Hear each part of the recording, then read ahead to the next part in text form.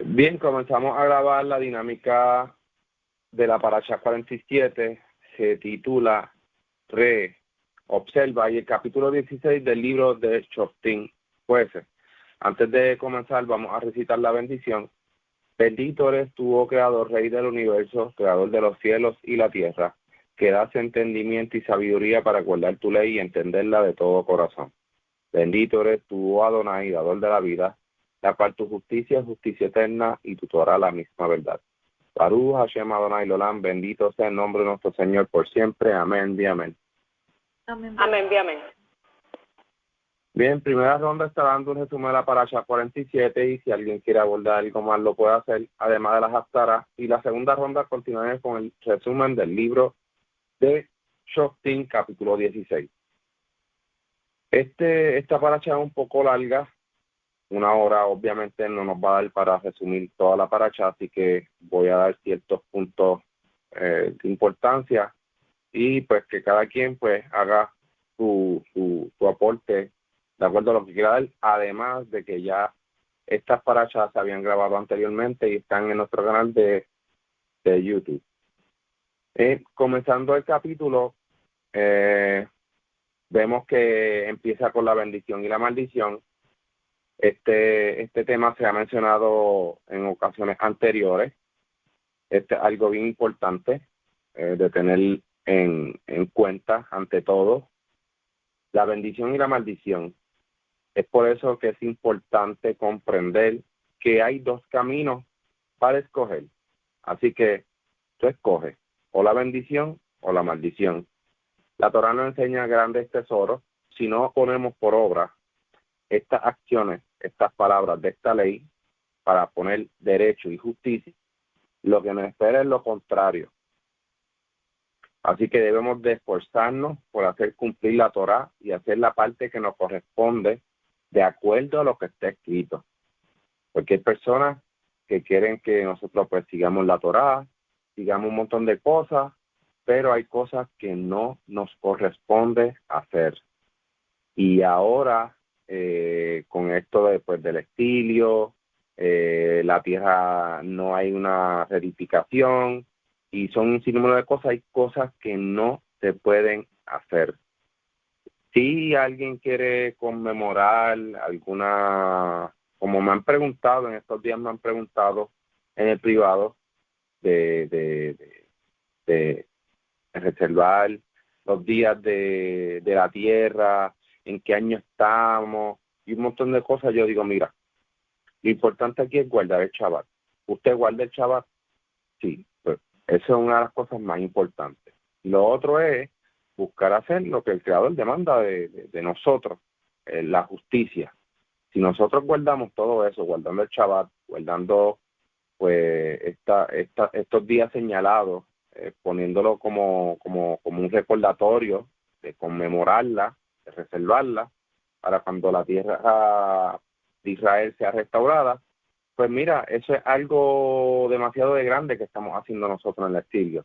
Pero nosotros, si no sabemos guardar el Shabbat, no sabemos identificar los animales puros e impuros para consumo, apenas no se sabe, hay personas que todavía consumen sangre, todavía tienen este pensamiento de crueldad animal que sigue apoyando esta industria. Hay un sinnúmero de cosas.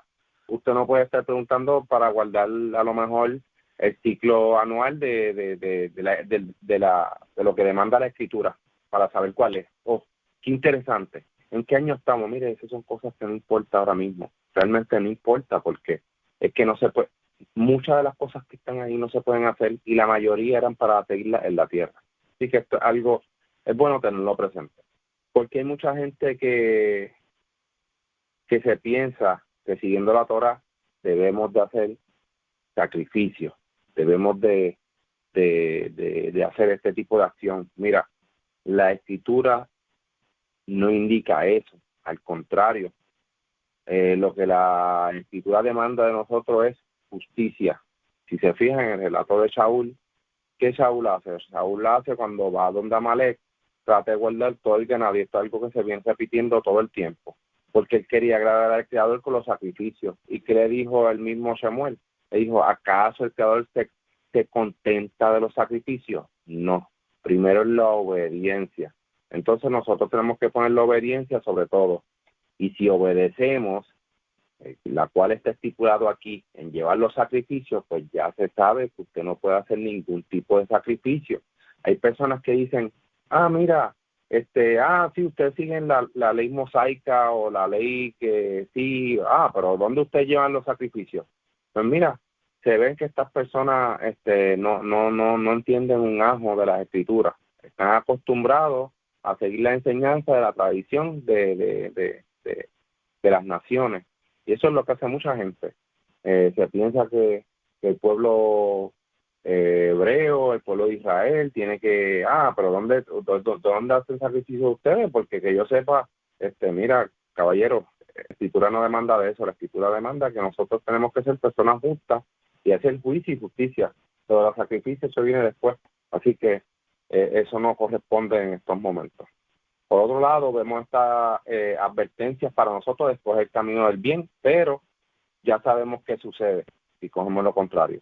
El Creador le deja saber a su pueblo que lo próximo que deben de hacer para tener una tierra apartada, estos son establecer los decretos, estatutos y juicios de justicia, según la instrucción adicional, hacer un pueblo consagrado y apartado. La tierra también debía de ser consagrada y apartada. Es por eso que se menciona estas instrucciones tan importantes de ponerlas en práctica. No solamente nosotros, la tierra también tiene que ser una tierra consagrada. ¿Y cómo la vamos a consagrar? Porque el Creador nos da unas instrucciones de cómo mantener una tierra pura. Y eso es algo bien importante, porque hay mucha gente que pues es yo, y la tierra y los animales, todo es el yoísmo, pero ¿y los demás? ¿No has pensado en los demás? ¿No has pensado en la tierra donde estás viviendo? ¿No has pensado en los animales que te rodean? ¿No has pensado? Hay que pensar también en los demás. Más adelante vemos la ordenanza de la construcción del templo y sus debidas instrucciones. El templo tiene lugar donde iba a ser, o sea, tampoco es que iba a ser en cualquier lugar. Además, este templo es para llevar allí las ofrendas. Las ofrendas no pueden ser llevadas ni hechas en cualquier otro lugar, ya lo indica aquí. Deben ser hechas en el lugar que el Creador escogiera. Ahora, para satisfacer el deseo de comer carne, lo podemos hacer en cualquier lugar. Solo de cuidarnos de no consumir la sangre del animal. Debemos de entender que matando un animal para consumir su carne no significa que estemos haciendo un sacrificio. Los sacrificios son llevados al templo y este debe ser sacrificado por un cohen y no un cualquiera. Así que si alguien desea comer carne, es tan simple como que mate y come, pero no podrás comer de su sangre. La sangre debe ser vertida en tierra. Pero es que la carne que yo compro es de supermercado. Pues usted debe ser responsable antes de consumir esa carne, ¿de dónde proviene esa carne?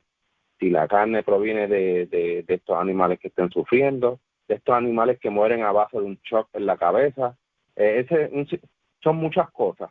Y si usted ve que a lo mejor es indignante comer la carne de ese animal porque fue matado en tortura, pues usted debe de tener un razonamiento y decir, no voy a consumir de esta carne.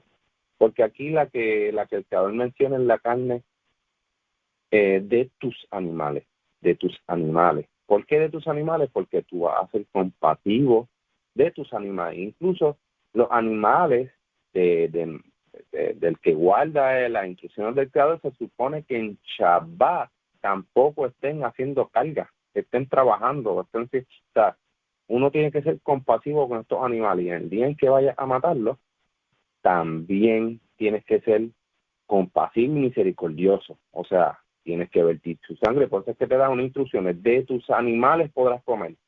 Pero la carne de estos animales que están en los supermercados no son tus animales, son los animales de estas industrias que están trabajando por producción, que están buscando la demanda del alto consumo de la carne y un sinnúmero de cosas. Cuando venimos a ver, tenemos que ser conscientes de lo que estamos consumiendo. Así que esto es bien importante. Vemos dónde debemos de ingerir el diezmo, es decir, estos diezmos se deben consumir en el templo y no en cualquier lugar. Estos son los diezmos creo que, si no me equivoco, el el segundo diezmo. Cuando Israel realiza el diezmo, esto según Alfolí, que se mantiene o lo tiene el levita en los poblados, cada poblado. Y de ese diezmo se saca también el diezmo del diezmo que lleva los sacerdotes. Pero el diezmo que da el pueblo para el folí se hace cada 3 años, al final de cada 3 años. Y esto se le debe dar al huérfano, al pobre y a la viuda. Y el levita también goza de esto. Pero hay un segundo diezmo que también es llevado al templo, que ese diezmo se debe consumir allá, en Jerusalén. Se habla sobre el consumo de las carnes, de los animales aptos, pero debemos de guardar de no consumir la sangre de estos animales. Esto es algo bien importante. Se les recuerda que es importante comprender que esta no es una orden para ingerir carne, es otra, sino una instrucción que debemos de hacer a la hora de consumir la carne. Por eso vemos que dice, si tu alma desea o si tu alma le apetece comer carne, deberás de seguir estas instrucciones. Esto es a discreción de cada uno y nadie puede obligar a otro a comer carne que no sea solo en Pesaj, que es obligatorio. Pero como el Pesaj tampoco se puede celebrar hoy en día, pues podemos conmemorarla. Así que esta es responsabilidad de cada quien si quiere consumir carne. En el Pesaj supone que el consumir carne sea algo obligatorio. Pero en la conmemoración, como son conmemoraciones, no estamos haciendo ningún sacrificio, pues usted puede conmemorarla comiendo a lo mejor una carne apta, que usted vea que sea de animales que hayan muerto dignamente y que hayan sido tratados bien. El 29 del capítulo 12 bien dice, no preguntará acerca de sus deidades cuando estas naciones sean destruidas. Entonces vemos cómo nosotros en el exilio debemos de ser también cuidadosos de no andar indagando en las costumbres de los pueblos. No vaya a ser que por alguna razón terminemos adoptando pequeñas porciones de estas costumbres, como le ha pasado a muchos hermanos de nosotros, y la estemos llevando en nuestro estilo de vida como si fuera una tradición a guardar. Así que hay cosas que por eso es que se hace una diferencia entre el caraísmo, y lo voy a llevar a nivel religioso para que se entiendan, para que se entienda lo que voy a decir. El caraísmo, a diferencia de otros judaísmos, se diferencia porque seguimos lo que está escrito y punto. No se le añade ni se le resta lo que el Creador nos ordena. Sin embargo, en el judaísmo tradicional hay unas costumbres, hay unas festividades que no están ni escritas aquí, que vete tú a saber de dónde salen, hay que tener mucho cuidado, y aquí nosotros le sacamos el tiempo para rendir culto a esas oraciones, a esas costumbres, y eso es algo pues que cada quien debe de buscar y cada quien debe ser responsable de ese conocimiento. Así que la Torá no demanda de eso. La Torá es bien sencilla. No agreguemos nada a las instrucciones del Creador, tampoco le podemos restar, porque hacer esto nos desviaremos del mandamiento.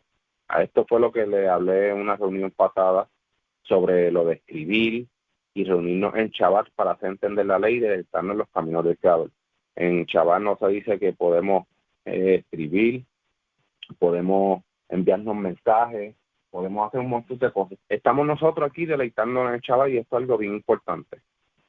Seguimos viendo el estar atento a estos falsos profetas, a los que hacen algún milagro y te llevan a rendir a otras deidades. Aunque esto está para la nación de Israel, en la tierra, nosotros podemos asimilarla donde estemos. Así, si somos diligentes en guardar la Torah, observaremos cómo el mundo está lleno de estos falsos profetas o profetas de Baal, como le quieran llamar, que tratan de persuadir, tratan de engañar, y sí, va a haber mucha gente que va a tratar de hacer cosas que uno dice, mira, pero ese tipo hizo un milagro, ese tipo, entonces, sí, pues el Creador dice aquí, aunque haga el milagro y los desvíe en pos de otros ídolos, esa persona, el Creador no lo envió, está actuando por su propia cuenta. Así que el Creador le da la dicha también de poder engañar, porque el pitón, el hechicero también hacían cosas y el Creador lo permitía porque era para poder engañar a otro, y si esa persona realmente estaba atada al Creador o no. Así que una de las razones de que salga un profeta del Creador es para ¿qué? Para edificar al pueblo de Israel. Es para hacer una reestructuración. No vamos a ver por ahí un don cualquiera haciendo milagros y eso para satisfacer una secta. No, eso no se va a ver. Así que esos son profetas, pues, de Baal. Los misioneros de la idolatría, si tu hermano sale con una de estas, llevándote lejos del Creador, pues aquí vemos la norma de seguir lo que nos estipula aquí. Dice que hay que, tu ojo no lo perdonará, pero claro, eso es estando en la tierra, eso no es estando en el cielo, tú haces eso en el cielo y te meten preso. Pero esto es cuando estemos viviendo en la tierra y todo sea restaurado y no como estamos ahora. Un pueblo consagrado, nosotros siendo pueblo del Creador debemos de cuidar nuestro cuerpo y no hacernos marcas en memoria de un muerto, luto o duelo. Hay mucha gente que habla sobre esto, las marcas en el cuerpo, pero debo recordarles que son en memoria de un muerto. Adicional de que usted conociendo la Torá nos hará un tatuaje bajo significado extraño o de animales o algún símbolo que utilizan las naciones. Debemos de ser un pueblo entendido y debemos de mantenernos consagrados al Creador y no caer en alguna de estas prácticas. Debemos de ser pueblo de ejemplo, personas de ejemplo que guarden y enseñen la justicia, que seamos personas de luz y guía para quienes estén buscando el camino de la rectitud. Hay personas que pues han tenido tatuajes de antes y están en los caminos ahora del Creador y están buscando lo que es juicio y justicia. El Creador no lo juzgará por el camino de antes, el Creador lo juzgará por ahora, por el conocimiento que tiene ahora y por lo que está haciendo ahora. Ahora, si usted tiene algún tatuaje que entienda que debe de moverse porque en un pasado usted lo hizo, pues hoy en día existen un montón de herramientas para poderse remover los tatuajes y eso. El creador lo va a perdonar. El creador lo va a perdonar. Lo que el creador aquí explica en esta instrucción es que usted, conociendo del creador, que haga eso, conociendo, estando consciente, conociendo el creador, no en un pasado y usted se haya arrepentido porque ya eso lo estipula los escritos y los profetas. Si usted estando haciendo las cosas mal, usted se convierte a los caminos del creador, el creador no recordará su pasado, sino lo que está haciendo ahora. Eso es algo bien importante de tener en cuenta. Los animales aptos es lo que debemos de consumir. Hoy en día se ha visto muchos cambios en lo que es la dieta, en la comida. Vemos sitios donde más restaurantes cada vez veganos, restaurantes donde no se consume nada de carne. Fíjense, hay un cambio positivo, a pesar de que hemos visto un montón de cosas negativas. En esto de la comida hemos visto muchos cambios, porque hay mucha gente pues, entrando en conciencia del maltrato y el abuso animal. Y si se fijan, esto tiene que ver también porque hay más gente, más animal lovers, lo que se llaman, que adoptando más animales, personas con más conciencia del animal, del abuso. Muchas veces da más lástima ver un perrito en la calle que ver 10 personas por ahí deambulando. Y esa es la realidad. Los perritos no se pueden defender, sobre las personas sí. Y esto es algo que va creando conciencia y la gente, pues, a pesar de que sí, no estoy diciendo que no, pero siguen consumiendo más carne, pero hoy en día se ha visto más industrias trabajando a lo que es la plantación, no tiene nada derivado animal, la gente con los productos de que no ha sido probado en animal y ese tipo de cosas, así que esos son cambios positivos. Mencioné sobre el diezmo, el pobre, huérfano y la viuda y levita al final de cada 3 años. El año Shemitah, esto es algo que se debe hacer en la tierra cuando todo sea restaurado, que muchas de las cosas que se hablan es sobre la tierra para cuando Israel cruzara el Jordán, es que se iban a cumplir esas cosas y que limpiaran, pues que se iban a cumplir lo de las porciones de las propiedades, de un montón de cosas. Y hay mucha gente que quiere seguir esto en el estilo, que quiere seguir esto si vive en Colombia, lo quiere aplicar en Colombia. No, eso no funciona así. Eso el creador los dio instrucciones para el pueblo de Israel. No se puede seguir esto si no hay nada establecido.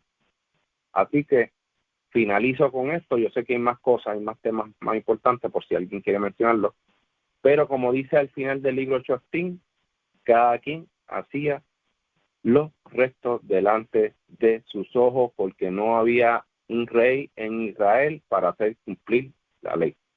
Seguimos con la ronda con Ilian. Adelante, Ilian. Gracias, Shalom. Bueno, empezando con esta parasha, vemos que Moshe le dice al pueblo que observen, que miren, ¿verdad? Así que se llama la parasha. Eso quiere decir que ya el pueblo había reconocido por medio de la vista las maldiciones y las bendiciones que el Creador les estaba poniendo delante de ellos. Era simplemente decisión de ellos qué camino escoger la vida o la muerte, escoger la bendición o la maldición. Es bien interesante, ¿verdad? Porque el Creador no obliga a nadie, todo está a discreción de nosotros querer qué tipo de vida deseamos, ¿verdad? Para nosotros, para nuestro futuro y para el futuro de nuestras generaciones. Si queremos una vida llena de bendiciones o una vida de, ¿verdad? De maldiciones, de tristeza, de cosas negativas. En el capítulo 12 voy a mencionar algunas cosas, ¿verdad? Porque esta parasha tiene mucho para mencionar, pero hay unas cuantas cosas que se hablan en cada capítulo. En el capítulo 12 hay una parte bien interesante que me llama mucho la atención, y es al final cuando el Creador le dice: tengan cuidado de no hacer e imitar la forma en como ellos adoran a sus dioses, porque ellos dan a sus hijos ¿verdad? Al fuego, o sea, sacrifican a sus hijos para sus dioses. Es bien interesante porque vemos que dentro del judaísmo, el judaísmo se practica de una forma bien distinta a la que vemos en otras religiones. En el judaísmo no se permite adorar ninguna imagen, no tenemos lugares, no levantamos altares en cualquier lugar para adoración, no aceptamos sacrificios humanos ¿verdad? Para adorar al Creador o para acercarnos al Creador o como intermediario, etcétera. O sea que dentro del judaísmo, ¿verdad? Dentro de las diferentes ramas hay una distinción bien contundente que contrarresta las prácticas de las religiones ¿verdad? De las naciones. Y es algo que a mí, ¿verdad? Me llama mucho la atención y me gusta, porque es algo que nos distingue, y de eso se trataba, ¿verdad? Esta orden que el Creador le da al pueblo, que el pueblo se tenía que distinguir de las demás naciones, haciendo una práctica de adoración hacia Él diferente a la que se hacía en los demás pueblos que le rodeaban. Hoy en día vemos, dar un ejemplo, algo que yo, pues, en esto estoy un poquito en desacuerdo con las conclusiones en las que lleva el rabinato con este tipo de postración. Voy a hablar de la postración cuando se va a hacer oración. Vemos que ¿verdad? En el judaísmo es bien común ver que el judío hace sus oraciones parado y hace una inclinación. Yo no estoy diciendo que eso está mal, porque en las escrituras vemos ejemplos como, por mencionar algunos, en Nehemías capítulo 9, vemos que los levitas que estaban allí le dicen al pueblo: levantaos y clamar, o sea, y adorar al Creador. O sea, que hay diferentes formas de cómo adorar al Creador, diferentes postraciones. Está la postración rostro en tierra, como lo hizo Moshe en Éxodo 34, está como lo hizo David en Primera de Crónica, que David se sienta delante del Creador y, ¿verdad?, tiene esta oración, este pedido al Creador. Y vemos también en Nehemías cómo el pueblo se levantó de pie para adorar al Creador. O sea que hay diferentes formas y diferentes maneras y momentos de cómo uno debe saber cómo presentarse delante del Creador.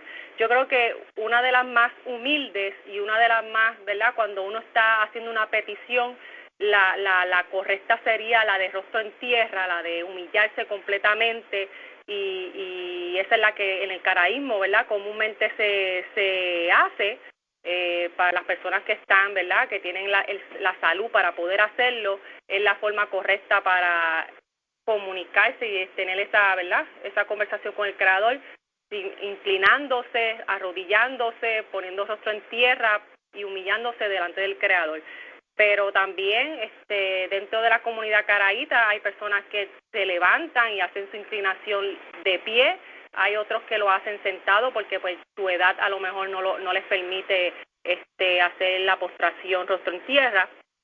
Y es bien interesante ver que estas postraciones no son una imitación de otras religiones y otras naciones, sino que al contrario, las otras naciones, las otras religiones han adoptado y copiado esa forma de el pueblo hebreo adorar al Creador y la han copiado para adorar a sus dioses, con la diferencia que sea cual sea la postración que tú hagas, el judío siempre lo hace haciendo una inclinación hacia el este, hacia Jerusalén.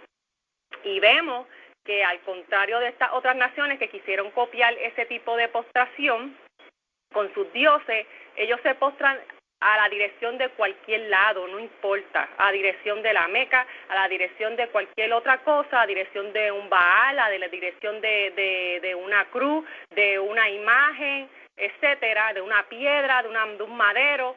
Pero la diferencia dentro del judaísmo es que todo judío que se inclina y hace una oración hacia el Creador siempre es en dirección hacia Jerusalén, hacia ¿verdad?, el lugar donde el Creador puso y escogió para hacer sus sacrificios, para que el pueblo hiciera los sacrificios hacia él y ¿verdad?, y las ofrendas. Es bien interesante, ¿verdad? Quería traer esto a la conversación. Otra cosa que me llama mucho la atención del capítulo 13 es lo del profeta falso. Vemos que aquí la clave para distinguir cuál era un profeta falso y cuál era uno enviado por el Creador era que este profeta, a pesar de que pudiera cumplirse lo que dijera, tenía que ir en pos a la Torá y al Creador, no en contra. Si este profeta se cumplía lo que decía, pero te desviaba a no cumplir la Torá, o a adorarlo a él, o a adorar a un Dios ajeno al que es el Creador, Dios de Israel, ya el pueblo tenía que ir. Esa era la clave para distinguir que ese profeta era un profeta falso y que había que, ¿verdad?, eliminarlo del pueblo porque podía desviar al pueblo a adorar otra cosa. Y el Creador lo ponía, o sea, levantaba ese profeta para probar el corazón de nosotros, para ver si nosotros estamos fieles y estábamos firmes en la palabra de él. O sea, era una prueba para el Creador conocer quién de verdad amaba seguir su ley, quién estaba firme en ese camino de rectitud y justicia que te da la ley, y quiénes se desviaban al camino de, ¿verdad?, de lo fácil, de lo que no es justicia y de la maldad. Y es bien interesante ver que hoy en día vemos hay ¿verdad?, unas creencias donde hay una persona que se hizo llamar Dios, que profetizó, hizo milagros, pero desvió a un grupo de personas a no seguir la Torá, a adorarlo a él, que no es el Creador, Dios de Israel, y vemos cómo identificar a ese profeta falso. Y es bien interesante ver que en diferentes ¿verdad?, religiones hoy en día vemos que tienen sus profetas falsos, y el judaísmo, el judío, el que conoce la Torá puede distinguir que eso no es Torá, que eso es una prueba que el Creador tiene ahí al mundo para desviar al que tenga el corazón alejado del Creador. Y nosotros nos tenemos que mantener siempre firmes en la Torá y en el Creador y desechar toda esa, ¿verdad?, creencias que están ajenas y que nos pueden desviar a lo que no es la Torá y no es el Creador, y alejarnos del, ¿verdad?, de alejarnos de Elohim. Y es bien interesante ver, ¿verdad?, cómo el Creador te da la clave, la señal precisa para tú poder distinguir, y eso es algo que tenemos que tener siempre presente para no desviarnos. Otra, ¿verdad?, adicional a esta parashá, ya tú lo mencionaste, habla de los animales. Vuelve a repetir sobre las leyes de los animales que se pueden comer y cuáles no. Vuelve a repetir contundentemente lo de la prohibición de comer sangre. Vemos lo del año, séptimo año, el año Shemitah, ¿verdad? El descanso de la tierra. Como bien mencionaste, esto del descanso de la tierra tiene que ser en Israel. Y esto es bien interesante porque hay un relato donde se habla de cuando el pueblo salió del exilio, que regresa a la tierra, ellos intentan nuevamente recuperar, ¿verdad?, las tierras, dividirlas por ¿verdad?, como se supone que en un inicio se dividieran, y eso es en Nehemías capítulo 10, en el periodo del segundo templo, ¿verdad?, en el regreso a la tierra, ellos se dividen las tierras según en Yehoshua se hizo, para poder guardar y observar el año Shemitah. Así que esto nos puede dar un entendimiento de que estas cosas, esto del descanso de la tierra, el año Yovel también, que es cada 50 años, etcétera, son todos referentes a la tierra de Israel. O sea, todo esto es en referencia a cuando todo esté restablecido, cuando el pueblo regrese a su tierra, cuando la tierra esté dividida por las porciones que se supone que se hayan dado desde un inicio. Y entonces, cuando ya esté todo eso, es que se va a poder restaurar y renovar ¿verdad?, este conteo de años para poder dejar descanso a la tierra y, ¿verdad?, al producto de la tierra, el descanso al trabajador, porque aquí también se habla del esclavo. Es bien interesante también porque vemos que el Creador le dice al pueblo de Israel: recuerden que ustedes también fueron esclavos en Egipto. O sea, aquí el Creador da unas leyes justas para tratar bien al que trabajaba para ti. Tú tenías que ser un patrono justo, tenías que ser un patrono que tratara bien a esa persona, no por ser dueño de esa persona tenías derecho a maltratarlo o a tenerlo viviendo en miseria. Incluso te da una instrucción de que si ese esclavo, luego de ser liberado, ese esclavo israelita, el séptimo año era o sea, él podía ya irse, no trabajar más para ti. Y si él quería, o sea, si él amaba trabajar contigo, ahí tú ves que el trato tenía que ser un trato bueno, porque para que una persona quisiera no la libertad y que quedarte contigo para siempre, quiere decir que era feliz trabajando contigo porque lo tratabas bien y con justicia. Te da la instrucción, ¿verdad?, de hacerle la perforación en la oreja. Otra cosa que, ¿verdad?, al final de la parashá vuelve también y menciona algo bien interesante, habla de una fiesta en específico. Estas son fiestas de peregrinaje, son la de Pesach, la de Shavuot y Sukkot, que son fiestas que se celebran allí en Israel, y si uno vivía lejos tenía que llegar hasta allí para poder hacer las ofrendas, para poder celebrar, ¿verdad?, estas festividades. Y hoy en día, pues, sabemos que estamos en el exilio, tenemos que de alguna manera recordarla. ¿Y cómo se recuerdan? Pues haciendo una conmemoración de esa fiesta. Pero en cierta ciencia no se pueden cumplir la cabalidad porque no hay templo, no se puede hacer los sacrificios, no se pueden hacer las ofrendas, etcétera, etcétera. Pues, ¿qué nos queda a nosotros? Buscar agradar al Creador. ¿Cómo lo hacemos? Recordando esta fiesta, conmemorándola, guardando, apartando ese día para leer de la Torah, leer de esa fiesta, estudiarla. Y eso también nos va a ayudar a que en un futuro, si el Creador, ¿verdad?, restaura a Israel en nuestros tiempos, amén, podamos nosotros ya tener ese conocimiento de cómo va a ser, que se hará todo, ¿verdad?, porque de eso se trata la Torah. La Torah se estudia todo el tiempo para no olvidar, para entonces cuando se vaya a la práctica tener el conocimiento de cómo es que se ejecuta esas leyes. Y nada, eso es lo que quería, ¿verdad?, añadir sobre esta parasha. Gracias. Gracias, Ilian, gracias por el aporte.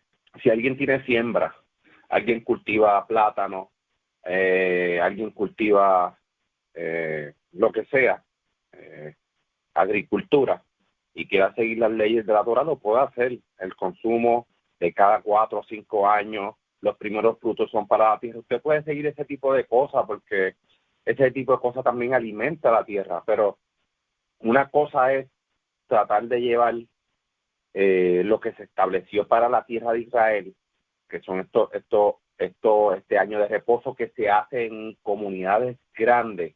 Esto no se hace, esto una sola persona no lo puede hacer porque esto es un colectivo que se debe de ejecutar para la tierra. Así que es algo que nos ayuda también a reflexionar un poco y a crear un poco de más conocimiento. Seguimos con la ronda con Minerva. Adelante, Minerva. Sí, algunas cositas que quiero añadir. Ya, yo creo que todo se ha discutido, pero algunas cositas que quería pues hablar sobre esta palabra de la parasha re, mira, observa, y aquí Moshe le está diciendo al pueblo, por consiguiente, pueden ver que estoy poniendo delante de ustedes una bendición como una maldición. O sea, aquí lo importante es ver los contrastes. Muchas personas solamente ven la maldición. Si no haces esto, en lo negativo, pero hay que ver la bendición también, porque la bendición realmente es lo que me motiva a mí a obedecer. Y muchas veces personas dicen, no, porque la obediencia viene sin, o sea, tú tienes que obedecer independientemente que haya bendición. Pero como seres humanos, no, la bendición, yo digo que el Eterno, el Creador, la pone ahí como un aliciente. Mira, si haces esto, si obedeces, esto es lo que te va a pasar a ti y a tus futuras generaciones. Viene siendo como un atractivo para mí, para yo seguir la senda. O sea, psicológicamente, lo que el Creador está haciendo es poniéndonos en relieve una senda que vas a seguir. Si tú sigues esta senda de la cual yo te estoy instruyendo hoy, mira todas las ventajas que vas a tener en la tierra. Pero si de lo contrario, porque todo es causa y efecto, vas a proseguir un camino opuesto, y dice aquí, ¿cómo se obtiene la maldición? Vendrá en el 28, si no obedeces los mandamientos del Creador tu Señor, y se extravían. O sea, puedes estar en una obediencia, pero si tu corazón está constantemente deseando tener otro tipo de experiencia, y se extravían, porque dice, te extravías de la senda que prescribo para ustedes hoy, siguiendo a otros dioses. ¿Para qué? Para tener una experiencia espiritual novedosa. Porque eso es como la naturaleza humana, lo que le llaman la tendencia o la posibilidad de hacer el mal. Todos tenemos ambas tendencias, lo que es el Yetzer Hara, el Yetzer Hatov, la tendencia de hacer el bien y hacer el mal. Hacer el mal, pues todos tenemos ambas tendencias. Pero si nos desviamos de la bendición, de lo que tenemos al frente, de lo que Él nos otorga, por causa y efecto, inmediatamente vas a acarrear en maldición. Una cosa es saberla y otra cosa es verla. Es cuando tú ves, estás digiriendo, estás sintiendo dentro de ti mismo la tristeza de caer en esa maldición o sentir la alegría de entrar en esa bendición. Entonces aquí hay un aspecto interno de solamente entender que es bendición y entender que es maldición, sino es sentirla y ver las consecuencias en nuestras generaciones. Entonces, de manera que esa maldición, cuando las personas o los seres humanos tienen ese deseo de tener una experiencia espiritual novedosa fuera de los caminos o la senda que nos ha trazado, hay que tener mucho cuidado porque acarrea siempre cosas externas. Entonces, si ven, él lo que está preveniendo al pueblo, decir, no caigan en religiones, no caigan en estas religiones que todo es externo, sino más bien es un estilo de vida lo que yo te otorgo hoy, para que vivas en la tierra. Por ejemplo, está hablando de la adoración, cómo se va a adorar, cómo se debe adorar. Dice en el capítulo 12, dice, debes echar abajo los altares de acera, romper columnas sagradas, quemar sus árboles de acera y cortar las estatuas de sus dioses, borrando sus nombres de este lugar. Está hablando aquí de algo externo.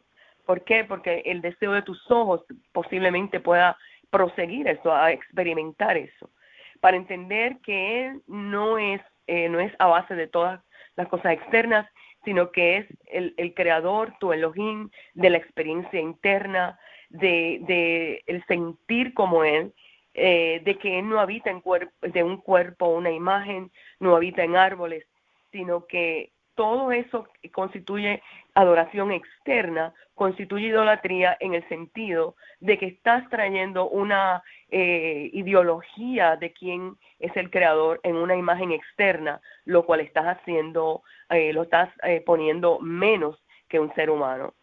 Entonces, es importante ver que no solamente estatuas ni árboles, sino a qué cosas se están atribuyendo religiosamente, a qué cosa está siendo adherido tu corazón, está siendo atrayendo tu corazón, que pueda de una manera u otra simular o emular como un tipo de Dios en el cual se constituye en una idolatría para los pueblos.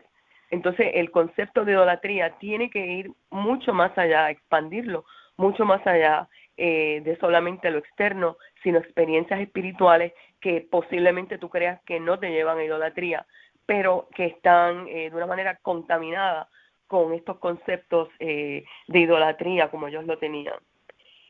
También a base de lo externo, por eso nos indica qué animales comer, qué animales no comer. ¿Por qué? Porque no vas a contaminar solamente el cuerpo, sino contaminas tu alma. Otra vez volvemos a un estilo de vida interior, no exterior. Entonces, eso implica una responsabilidad y un discernimiento. No solamente es escrito esto blanco y negro, sino que discierne también espiritualmente cuáles son las cosas a las cuales no debes hacer o cosas a las cuales ni debes ni siquiera escuchar. ¿Por qué? Porque es un estilo de vida. Otra vez volvemos, las religiones fueron creadas por hombres para hacer sustituciones de Dios, para que ellos mismos tener esa experiencia, esa satisfacción espiritual. Pero sin embargo aquí el Creador está formando un pueblo interiormente, una fortaleza interior que no necesitan de estructuras externas para recordar su fe, sino que es más bien el estilo de vida en la cual yo voy a llevar. Este estilo de vida va a bendecir a otro, de manera que esa bendición que yo voy a traer hacia mí, la voy a llevar hacia otro. Y ahí mismo dice, adorar a Dios con prácticas idólatras debe extirparse de las naciones de las que estás viviendo, y las aparte entre ti, las expulsarás y vivirás en tu tierra. Entonces vemos como religiones modernas que claman decir que creen en un solo Dios, pero creen en dioses de carne, en dioses que son divinos, o adorar a un Dios que no es trinitario o 4 o 5, o sea, están adoptando realmente prácticas idólatras que están escritas en la Torá, y es menester que estos pueblos de una manera u otra los ojos sean abiertos. Por eso habla de abre los ojos, mira, porque no están mirando, no están escudriñando esas prácticas. Asimismo habla del profeta idólatra. ¿Por qué? Porque es algo externo que viene a hablar al pueblo, algo que tú vas a escuchar inmediatamente. Si no coincide con las enseñanzas de la Torá, inmediatamente pues no es. Entonces no entra a tu corazón. Es otra vez religiones externas, todo lo que el hombre ha hecho como una estructura para adoración. Asimismo habla de la ciudad apóstata, y el 14 habla de una responsabilidad como pueblo elegido. No solamente tiene las leyes y las cumple, sino hay una responsabilidad. Dice, ustedes son hijos de Elohim, su Señor. no se mutilen y no se dejen una superficie calva en medio de la cabeza como señal de duelo. Otra vez, cosas externas. Otra vez, estilo de vida de un Elohim, un Dios que es sobrenatural, está sobre la naturaleza y no la naturaleza sobre nosotros. Habla también aves que se pueden consumir y las que no consumir. Otra vez, responsabilidad. Esto habla de responsabilidad. Segundo, diezmo y diezmo para los pobres. ¿Por qué? Porque el diezmo son acciones, sea dinero, o sea, el diezmo, aunque sea en la tierra, el concepto más bien lo que está diciendo es ser una bendición a los otros. Aquí el diezmo para los pobres dice, al final de cada periodo de 3 años, debes sacar todos los diezmos del cultivo de ese año y ponerlos en tus asentamientos. Obviamente no estamos en la tierra de Israel, pero lo que nos está diciendo mira el concepto, porque entonces vendrá el levita. Lo que está trayéndonos a colación aquí el Creador, dice, junto con el extranjero, el huérfano y la viuda de tu asentamiento, y comerán y estarán satisfechos. Entonces Elohim tu Señor te bendecirá en todo lo que hagas. O sea, de lo que Él me ha dado, las bendiciones que así mismo yo puedo bendecir al huérfano, a la viuda, al pobre. Habla también del año de la remisión, porque el año trae, ese año de la remisión en Israel, traía bendición, traía el dejar ir las deudas. Otra vez, no es un tipo de religión externa, sino más bien interiormente alineado con la mentalidad del Creador. Yo soy un vehículo de bendición a otros a través del año de la remisión. Habla de préstamos de dinero. Dice que el 7º año se acerca y será el año de la remisión, el año de jubileo. Entonces es posible que mires de manera poco amable a tu hermano empobrecido y no le des nada. Si entonces se queja ante Elohim acerca de ti, tú tendrás un pecado. Por consiguiente, haz todo esfuerzo para darle y no te sientas mal por dar, puesto que entonces Elohim tu Señor te bendecirá en todos tus esfuerzos, sin importar qué hagas. El pobre nunca dejará de existir en la tierra, de modo que te ordeno abrir la mano generosamente a tu hermano, pobre e indigente en tu tierra. Otra vez un concepto interior. En la medida que he sido bendecido, asimismo, no me puedo olvidar del pobre, ni del huérfano, ni de la viuda, porque está escrito en la Torá tantas y tantas veces. O sea, el concepto de no olvidar al huérfano, a la viuda y al extranjero. Otra vez, no es religión, sino más bien el estilo de vida que el Eterno quiere que como pueblo vivamos. Y asimismo habla de las fiestas. ¿Por qué? Porque en las fiestas entiendo yo que vivimos como una comunidad, nos bendecimos unos a otros, nos alegramos, entendiendo y reconociendo que todo viene del Creador, que Él es el que nos da las fuerzas y no en nosotros mismos. Y entonces así es bien difícil que el hombre mire hacia otra religión o que el pueblo santo mire a otras prácticas, porque ya Él nos ha determinado cuáles son las prácticas. Como decía Ilian, no estamos en la tierra, pero sí podemos leer, podemos conmemorar, podemos recordar, porque siempre nos trae a la luz la intención del corazón del Eterno. Pues nada, esto es lo que quería aportar de esta paracha. Gracias. Gracias, Minerva, por el excelente aporte. Totalmente de acuerdo con todo lo que has mencionado aquí. Y es bueno que haga un recap de todo eso, porque hay que mantener eso en nuestros corazones, en nuestro interior. La Torá es para eso, para quedarse en nuestros corazones. Y es bien triste saber que el pueblo luego de esto sale y se corrompe. Sabe que eso es lo más triste de todo. Pero nosotros, siendo una generación mucho después, saliendo de nuestros padres, nuestros patriarcas, podamos entender y llorar lo que nos pasó a nuestro pueblo y tratar de que eso no vuelva a suceder. Y sí, eso de ayudar a nuestros hermanos en los momentos de angustia, de darle al que necesita, darle soporte al que viene a pedirnos, el que viene buscando auxilio, claro, que sea nuestro hermano, como bien mencionaste, ese tiene que guardar también Torah, porque de lo contrario no sería nuestro hermano, sería alguien de las naciones como Yehoshua cuando fue a entrar a la tierra, que expulsó a esos que viven allí, a ninguno le llamó hermano, a ninguno. O sea, eran adoradores de Baal, eran personas inmorales, eran personas que no guardaban Torah, eran personas que hacían todo lo detestable. Por lo tanto, ese no puede ser tu hermano. Hermano es aquel que humildemente se arrodilla delante del Creador, asume con responsabilidad la Torah y llama a nuestro Creador. Ese es nuestro Creador, ese es nuestro formador, ese es nuestro Elohei Israel, y ese es nuestro hermano. Y es bien importante tener eso presente también, porque así muchas sectas han robado, acusado, mentido y han dejado pobre a gente que ha querido ser humilde a buscar al Creador y lo han dejado sin nada. Entonces esta gente también se enriquecen a causa de esa ignorancia. Esa ignorancia es bien peligrosa.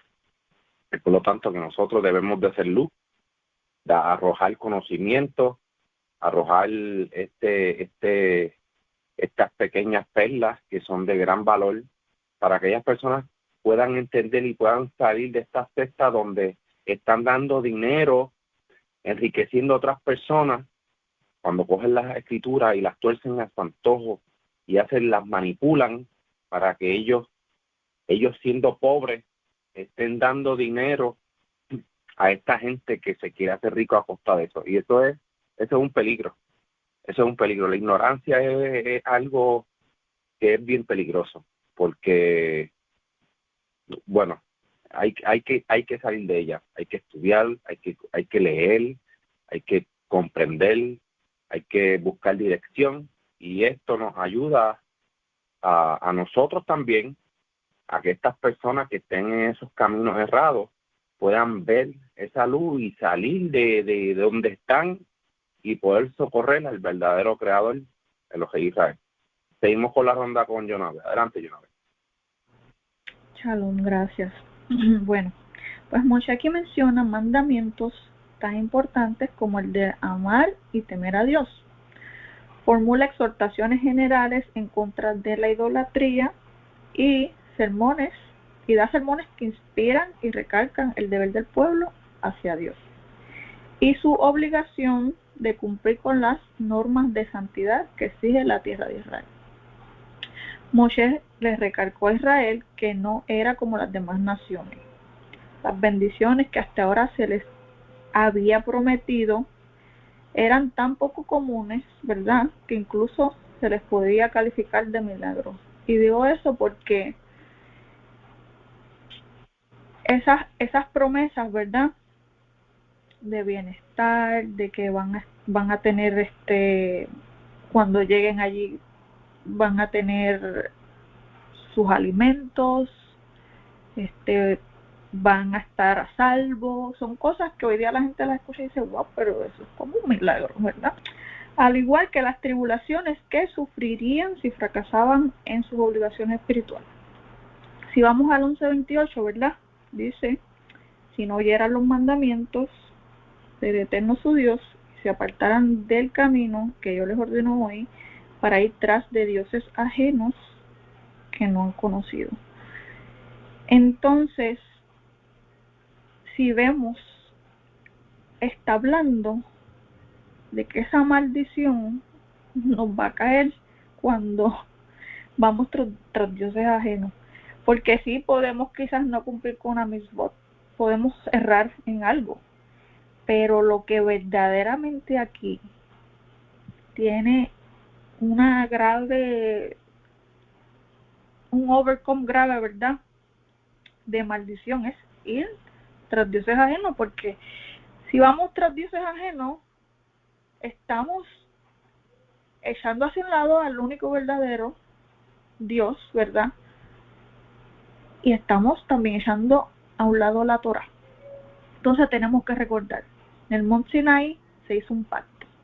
El Creador hizo un pacto con su pueblo y su pueblo con él. Entonces nosotros nos adherimos a eso. Nosotros tenemos que cumplir con ese pacto.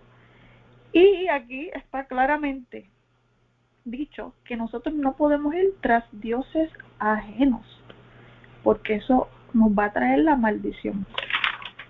Otra cosa también del 12:8, ¿verdad? Que Dani habló ahorita de eso, que dice, no harán como todo lo que hacemos nosotros aquí ahora, cada uno lo que bien le parece, porque hasta ahora no han entrado al lugar de reposo y a la heredad que les da el Eterno su Dios. En un sentido literal, ¿verdad? Moshe estaba diciendo que como muchas leyes de las ofrendas no serían aplicables hasta que el pueblo entrara a Israel, en el desierto cualquiera podría hacer lo correcto ante sus ojos en lo que respecta a esas leyes. Pero una vez hubieran entrado en la tierra, eso terminaría. Entonces ellos estuvieron en una posición en la que nosotros básicamente estamos, porque estamos en el exilio. Entonces, como dijo Dani, Lian y Minerva, muchas cosas en las que no debemos de como que volvernos locos con ellas. Tenemos que seguir lo que se puede hacer, lo que podemos hacer desde aquí, ¿entiendes? También vemos aquí, ¿verdad?, que esta porción da ejemplo de las muchas maneras en las cuales podríamos ser persuadidos a caer en idolatría y de cómo ninguna de ellas nos pueden llevar a caer en idolatría. O sea, está más que claro. La gente tiene un problema y es que el ver para creer. Entonces, aquel le dice, mira, me dijeron que esto va a pasar. Y por alguna razón pasa, ¿verdad? Estamos en una prueba. El pueblo de Israel estuvo en una prueba. El Creador quería saber el contenido del corazón de ellos. Nosotros también estamos en una prueba. O sea, sinceramente, hoy día hay muchas religiones que quieren traer personas, ¿verdad?, que se les puede decir como sectas, porque es que eso es lo que hace una secta. Atraer personas, persuadirlas y hablarles de todas esas cosas. No, que si aquí hubo un milagro de tal cosa, o lo que dijo tal profeta entre comillas se cumplió, y la gente se llena los ojos, la mente de esas cosas y lamentablemente caen. Pues aquí vemos, ¿verdad?, en esta porción, que ninguna de esas cosas, por más que la gente diga que son ciertas, nos pueden persuadir a caer en idolatría. El Creador es uno, eso lo sabemos, eso siempre tenemos que recitarlo, tenemos que decirlo, y fuera de él no hay nada ni nadie. Y todo lo que iba a acontecer, ¿verdad?, lo tenemos aquí escrito, y claro, hay otras cosas que van a acontecer, pero el tiempo dirá. Y pues nada, eso era lo que quería añadir por ahí. Gracias, Jonavé. Gracias por el excelente aporte. Bastante interesante eso que has mencionado. ¿Alguien más quiere dar algún aporte de esta paracha? Daniel, otra cosa, ¿verdad?, que no escuché que la mencionaran. En el 12:8. No, o sea, no, espérate. 12:15. Porque las personas se equivocan en esta parte, porque dice, con todo podrás matar y comer carne en todas tus poblaciones conforme a tu deseo, según la bendición que el Eterno tu Dios te haya dado. El impuro y el impuro la podrán comer. La gente piensa que es que pueden comer animales impuros, pero se está refiriendo a la persona. O sea, que si una persona que es pura, una persona que está impura, podrán comer por eso dice, como la de la gacela de ciervo, porque está hablando que la persona en sí, ¿entiende? Y el 12:16 dice, solamente que sangre no comerán, ¿entiendes? O sea, que aunque la persona si la persona está pura, o si la otra persona está impura, pueden de comer del animal apto, ¿verdad? Lo único que ni el que está impuro ni está puro puede hacer es comer sangre. Eso es un no. Y eso era lo que quería añadir, porque la gente lee entendimiento mal de lo que están leyendo, que creen que ya pueden comer ahora carne pura o impura. No, pero está hablando del individuo como tal. Pues nada, eso quería añadir. Gracias por la corrección, Jonabé. Y definitivamente, obviamente, si la Torah se está hablando de los animales aptos y no aptos, el Creador no va a dar que van a comer animales puros, y aquí va a decir que van a comer animales puros e impuros. Se está hablando de la persona impura. La persona impura, sí, por ejemplo, yo entré en una impurificación, eso no me impide a mí comer animales, o sea, comer carne.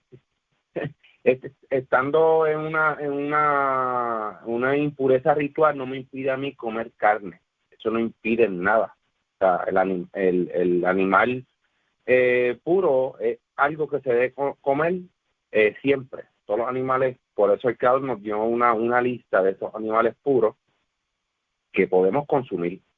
Y aquí dice, estando puro e impuro, lo podrás comer. O sea, estando tú puro o impuro, podrás comer carne. Eso es algo, sí. Y gracias por traer eso, porque eso son cosas que sí, que hay que explicarlas para que se entiendan con facilidad. Vamos a leer Shoftim 16. Una vez Chinchón fue a Asa, allí conoció a una ramera y vino con ella. Los saatitas se enteraron de que Chinchón había ido allá, de manera que se reunieron y le tendieron una emboscada a la puerta del poblado en la noche.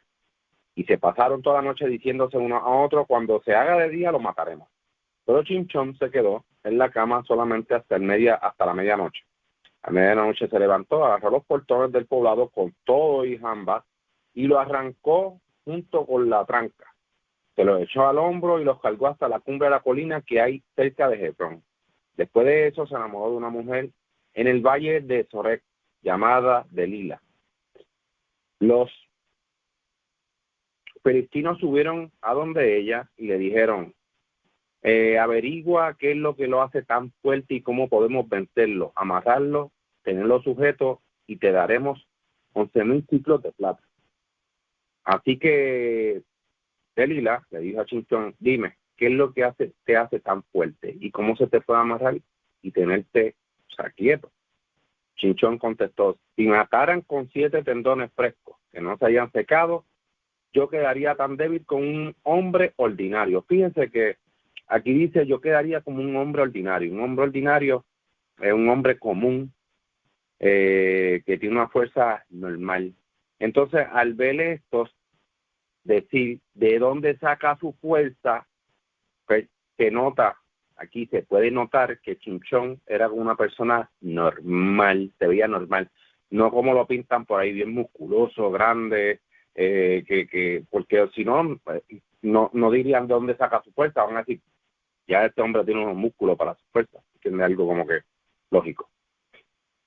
De manera que los tiranos de los palestinos le trajeron 7 tendones frescos que no se habían secado, ella lo ató con ellos. Mientras una emboscada esperaba en su cuarto, entonces ella lo llamó, Chinchón, los palestinos te atacan. Ante lo cual le rompió los tendones como se rompe un hilo de estopa al toque de fuego. Y así siguió desconociendo el secreto de su fuerza. Entonces Delila le dijo a Chinchón, ay, me engañaste, me mentiste. Dime ahora cómo es que se te puede atar. Él dijo, si me amarraran con sogas nuevas que nunca se hayan usado, quedaría tan débil como un hombre ordinario. Así que Delila tomó unas sogas nuevas y lo amarró con ella, mientras una emboscada esperaba en el cuarto, y ella gritó, Chinchón, los palestinos te atacan. Pero él rompió las cuerdas como si nada. Así que, wow, y eran nuevas. Entonces le dijo Delila, ay, Chinchón, me has estado engañando todo este tiempo, me has estado mintiendo. Dime cómo es que se te puede atar. Y él le contestó, si entretejes 7 mechones de mi cabeza en el telar y lo clavas a una estaca en la pared, quedaré tan débil como un hombre ordinario. Así que Delila lo puso a dormir y entretejió 7 mechones de su cabeza en el telar y los clavó con una estaca a la pared. Y le gritó: Chinchón, los filistinos te atacan. Entonces él despertó de su sueño, arrancó las estacas y el tejedor y el telar. Entonces ella le dijo: ¿cómo puedes decir que me amas si no confías en mí? Con estas van 3 veces que me engaña y no me dice qué es lo que te hace tan fuerte. Finalmente, como ella lo importunaba, lo presionaba constantemente, él se sentía tan fastidiado que hasta deseaba la muerte y le confió todo en ella. Le dijo: nunca una navaja ha tocado jamás mi cabeza, porque he sido un nazareo para el Elohim desde que estaba en el vientre de mi madre. Si me cortaran el cabello, mi fuerza me abandonaría y yo quedaría tan débil como un hombre ordinario. Percibiendo que él le había confiado todo, Delila mandó a buscar a los tiranos de los palestinos con este mensaje: vengan enseguida, que él ya me ha confiado todo. Y los tiranos de los palestinos vinieron y trajeron el dinero con ellos. Ella lo puso a dormir sobre sus piernas. Entonces mandó a entrar un hombre para que le cortara los 7 mechones de su cabeza. Así lo debilitó y lo dejó indefenso. Sus fuerzas se le fueron. Ella gritó: Chinchón, los palestinos te atacan. Y él se despertó del sueño, pensando que se soltaría y se liberaría como lo había hecho las otras veces, pero no sabía que el Creador ya se había apartado de él. Los palestinos lo agarraron y le sacaron los ojos, lo llevaron hasta y lo sujetaron con cadenas de bronce y vino a ser un esclavo de molino en la prisión. Después que le cortaron el cabello, comenzó a crecerle otra vez. Los tiranos de los palestinos se reunieron para ofrecer un sacrificio a su deidad, Dagón, y a celebrarlo. Cantaban: nuestra deidad ha puesto en nuestras manos a Chinchón, nuestro enemigo. Cuando la gente lo vio, entonaron alabanza a su deidad, cantando: nuestra deidad ha puesto en nuestras manos al enemigo que devastó nuestro terreno y que mató a tantos de los nuestros. Tan contentos se sentían que dijeron: llamen acá a Chinchón y que baile para nosotros. Sacaron a Chinchón de la prisión y bailó para ellos. Luego lo pusieron entre las columnas. Y Chinchón le dijo al muchacho que lo llevaba de la mano: déjame solo y ponme junto a las columnas sobre las que descansa el templo para apoyarme en ellas. Ahora bien, el templo estaba lleno de hombres y mujeres. Todos los tiranos de los palestinos estaban presentes y habían como 3,000 hombres y mujeres sobre el techo observando a Chinchón danzar. Entonces Chinchón invocó al Creador: oh Adonai Elohei, por favor, acuérdate de mí y dame fuerza, aunque sea esta vez. Oh Elohim, para vengarme de los palestinos, aunque sea por uno de mis 2 ojos. Abrazó las 2 columnas centrales sobre las que descansaba el templo, una con su brazo derecho y la otra con su brazo izquierdo, y se apoyó en ellas. Chinchón gritó: mueran conmigo los filistinos, y empujó con toda su fuerza. El templo se desplomó sobre los tiranos y sobre todos los que estaban allí. Fueron más los que mató al morir que los que había matado cuando él vivía. Sus hermanos y toda su familia de su padre bajaron y lo enterraron en la tumba de su padre Manoa, entre Zorá y Estaol. Había dirigido a Israel por 20 años. Interesante y triste a la vez. Se ve que Chinchón tenía trenzado en el cabello porque decían que cogieron como que mechones y que tenía el pelo trenzado. Es claro de una persona que tiene el pelo largo. Por otra parte, ya se sabe que Chinchón se pasaba engañando a esta mujer, porque yo creo que él ya sabía que ella lo que quería era para sacarle a fuerza para que lo atraparan. Eso ya se denotaba, así que bastante interesante esta lectura. Voy a seguir rapidito con una ronda con Ilian. Adelante, Ilian. Gracias. Es una historia que termina, es triste, pero a la misma vez vemos que se cumple ¿verdad? El propósito del por qué él fue separado y apartado. Es bien interesante porque vemos que el comportamiento de Chinchón la debilidad de él eran las mujeres. Desde el inicio vemos que su perdición era las mujeres, y es algo que me recuerda un poco a Rey David, al Rey Salomón, que eran hombres sabios, entendidos, temerosos del Creador, pero a su vez se desviaban y se deslumbraban por mujeres. Y por mujeres que no eran precisamente temerosas del Creador, sino que eran mujeres de otros pueblos y paganas, ¿verdad? En su mayoría, en especial con Shinshon. Vemos que todas las 3 mujeres que se mencionan en su historia son mujeres que no pertenecían al pueblo de Israel, no tenían temor del Creador, eran mujeres de otros pueblos, especialmente del pueblo que estaba de enemigo en ese momento contra el pueblo. Vemos aquí que es bien interesante el nombre de Dalila, que significa debilidad, débil. Y yo pienso que sí, en cierto modo fue la debilidad de él. Esta mujer era una mujer que se vendió por dinero, en el sentido de que le quiso hacer daño a él, sabiendo que él estaba enamorado de ella.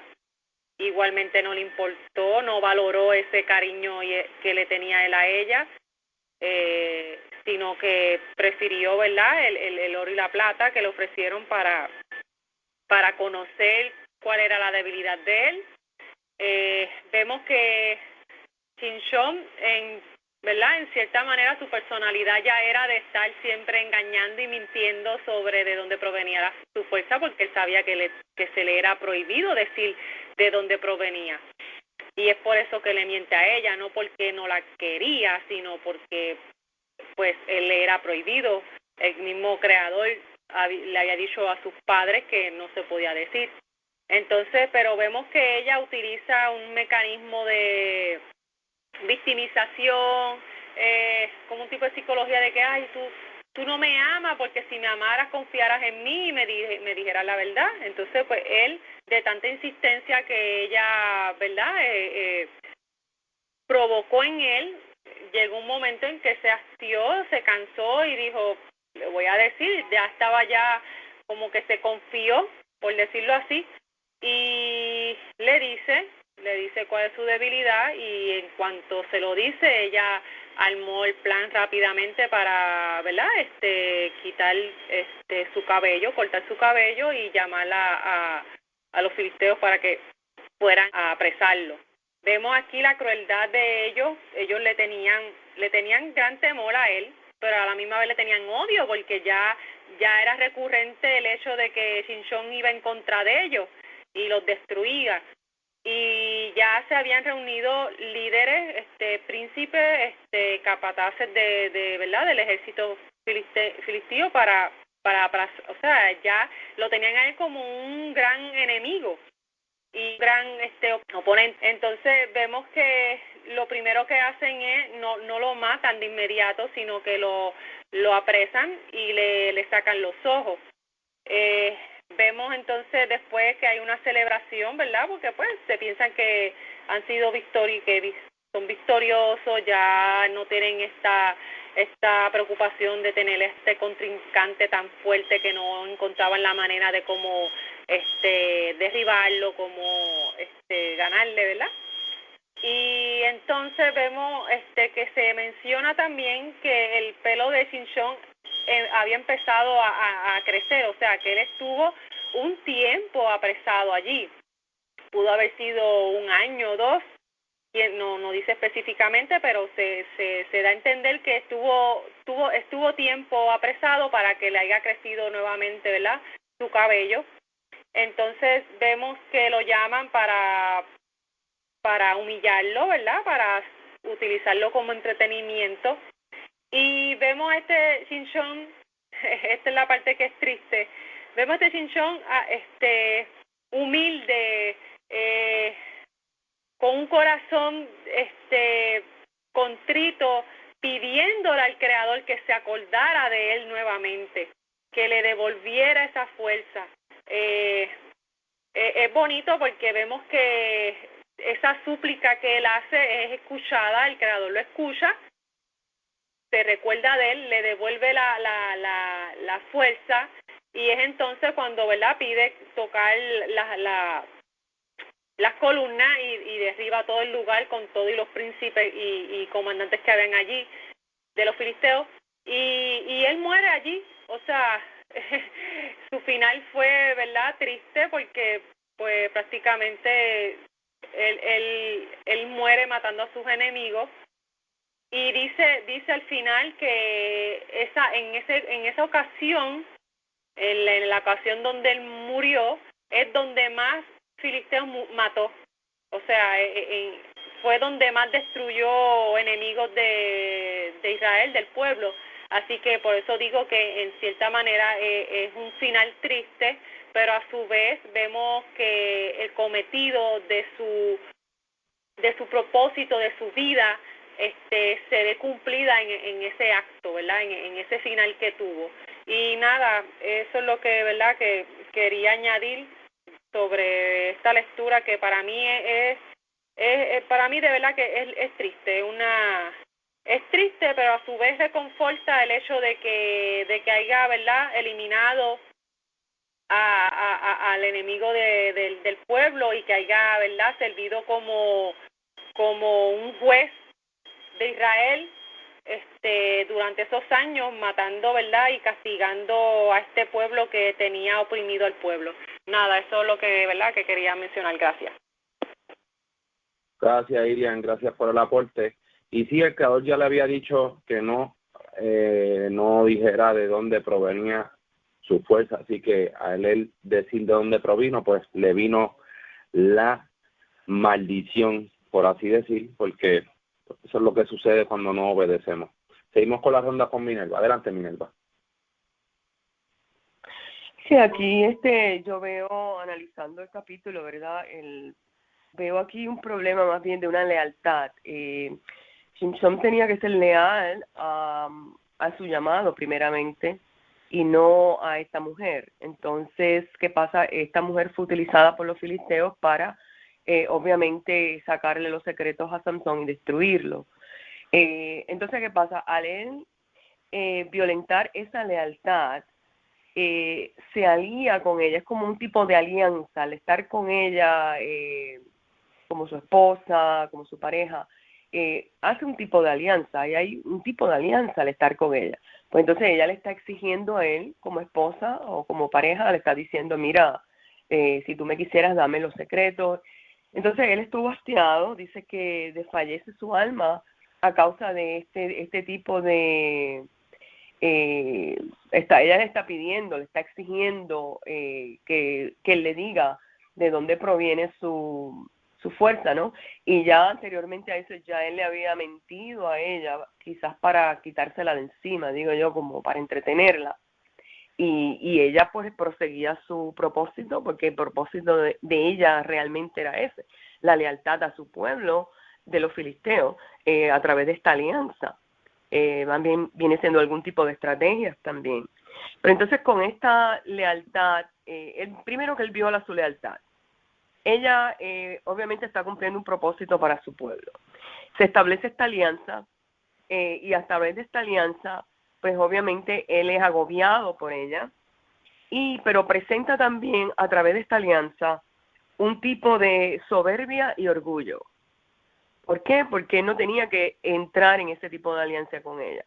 Entonces ahí lo que presenta es que posiblemente él, al tener esta fuerza hacia alarde de ella, se enorgullece de ella, entra como un tipo de orgullo y soberbia, a nivel de que le dice a ella ciertas mentiras, esto es lo que pasa cuando me haces esto y pierdo la fuerza, sabiendo que no era cierto, y entonces eso pues sigue acarreando más problemas y se sigue abriendo más esta soberbia, hasta el punto que él cae un desfallecimiento de alma, dice.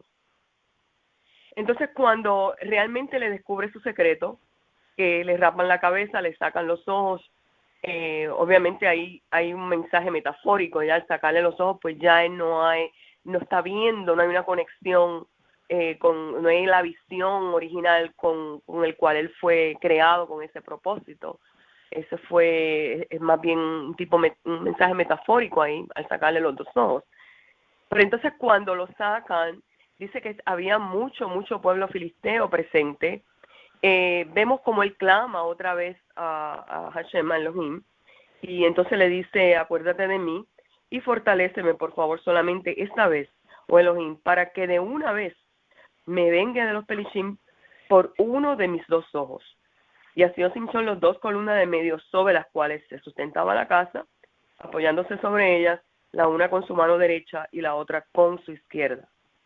Y entonces dice él, muera yo con los Pelishim. Inclinó su fuerza las columnas y cayó la casa sobre los principales de los Pelishim, sobre todo el pueblo que estaba dentro.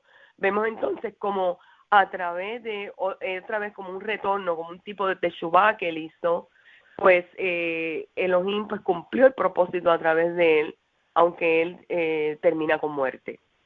Pero aquí hay muchas enseñanzas, o sea, primero el asunto de la lealtad, número 1, él tenía que ser leal al propósito por el cual él vino. Número 2, formar una falsa alianza con ella. Y número 3, al final, que en su debilidad, ahí es que él vence todos los fariseos, perdón, los filisteos. En su debilidad, cuando él clama, cuando él pide, apiádate de mí, ahí es que él entiende que no es su fuerza, sino que es a través de la fuerza de Elohim. Entonces, obviamente, pues se cumple el propósito final con una gran enseñanza y un gran sufrimiento y un gran sacrificio para el pueblo de Israel. Pues nada, esto es lo que quería aportar. Gracias. Gracias, Minerva. Gracias por el aporte. ¿Alguien más quiere dar algún aporte final? Sí. Adelante, Sandra. Estoy discutido con lo que se puede escoger, con lo que no se puede escoger, maldición o bendición. Y lo que me dice a mí la importancia de las relaciones en nuestra vida, ¿verdad? Personalmente y en comunidad, porque todo viene. Veo claramente la lealtad de Hashem, no solamente con Santos, sino con el pueblo de Israel. Entendiendo y mirando desde la perspectiva de lealtad, de fidelidad, de que él tenía un contrato, vamos a decir un matrimonio, si lo vamos a ver quizás una perspectiva más largo, más personal. Había un compromiso de Sansón con Dios y se le habían dado una directriz, que a un contrato hay una condición. Digo que cuando se habla de la bendición y de la maldición, o sea, yo estoy viendo una condición de captación. Y Hashem, y lo que se abusa en la vida de Hashem. Y le fue fiel hasta que él se salió de ese contrato, que fue cuando la fuerza de Hashem, porque realmente él dependía. Estaba tan acostumbrado hasta que se una vez, vamos a ponerlo así, que se le había olvidado que verdaderamente es un beneficio, por el acuerdo, el beneficio que venía de esta relación, de este compromiso, de este matrimonio, se lo quiere ver así. O sea, ya había un matrimonio previo. Estamos viendo una infidelidad de esta relación con la mujer, que no es israelí. Ok. A la misma vez, pues entendemos, yo entiendo, que lo que nos está diciendo, lo que nos está enseñando es que tenía unas responsabilidades de liderazgo, que no es lo mismo cuando tú eres un miembro de la comunidad que cuando tú eres un juez de la comunidad. Ok, él abusó de eso también, no lo tomó en cuenta. Otra cosa que estoy viendo bien claro aquí es la toma de decisiones que es tan importante en nuestro diario vivir. ¿Ok? Estoy viendo aquí también donde generalmente muchas veces lo que me conviene no es lo que me gusta, que también me trae a memoria, al principio de la disciplina es causa de molestia, mas luego se convierte en un canal de bendición. Me atraí también a memoria donde dice, la bendición de Hashem no trae con ella dolor o molestia. ¿Ok? Y entonces se me viene la imagen, lo que habíamos leído anteriormente, de la miel en el cadáver. ¿Ok? Y que comió él y comieron sus padres. Hay mucho y para mí, o sea, yo estoy analizando y lo puedo mirar desde muchas perspectivas. Y ahí yo pudiera discutir muchas cosas porque se me vienen muchas cosas a la mente, pero creo que lo más importante aquí es la perspectiva de la relación. Ten cuidado con quien te relacionas y ten cuidado de no tomar en cuenta lo que es la consecuencia de no tener la protección, no tener tu responsabilidad con tu creador y lo que esto va a implicar en el cumplimiento de tu jornada o de tu misión aquí en la tierra con tu familia, contigo personalmente y con lo de la comunidad. Hasta aquí es mi aportación, me encantó las aportaciones, gracias por todo. Gracias, Sandra, gracias por el aporte. Y sí, definitivamente concuerdo contigo. Se puede mirar de muchas maneras este relato y definitivamente Chinchón estaba haciendo las cosas como se estaba como que saliendo de sus límites. Y sí, claro, es como un contrato que tiene con el creador, es parte de un engagement con esto del Nazir. Así que esta parte es bien importante. Él se supone que iba a librar a Israel, iba a ser un arma prácticamente del creador para los filisteos. Y pues el creador le dijo que con tal que no revelara su fuerza de dónde provenía, y lo hizo. O sea, ya vemos un patrón de todas las cosas que estaban pasando. Incluso cuando cogió la miel del cadáver del león que él mismo había matado, que dio a sus padres, no le dijo a sus padres dónde protegía, porque me imagino que le iban a decir algo. Son muchas cosas. Es bien lamentable que haya terminado así, ¿verdad? Él muriendo con estos filisteos. Así que, por otro lado, vemos cómo podemos ver el significado de la bendición y la maldición. Así que yo entiendo que esto las aptará. Esta no las aptará Yesaya, creo que 54. Así que lo importante de esto es poder atar con los escritos y los profetas de lo que hemos leído a la paracha. Así que, y esta parte es bien importante, la bendición y la maldición. Cómo tú puedes en tu diario vivir llevar la bendición y no la maldición. Y esta es parte de la enseñanza diaria de nosotros de seguir la bendición. Estos ejemplos como el de Chinchón que acabamos de ver son ejemplos grandísimos para nuestras vidas. Deseo a todos, chavo a todos. Chau a todos. Chau a todos.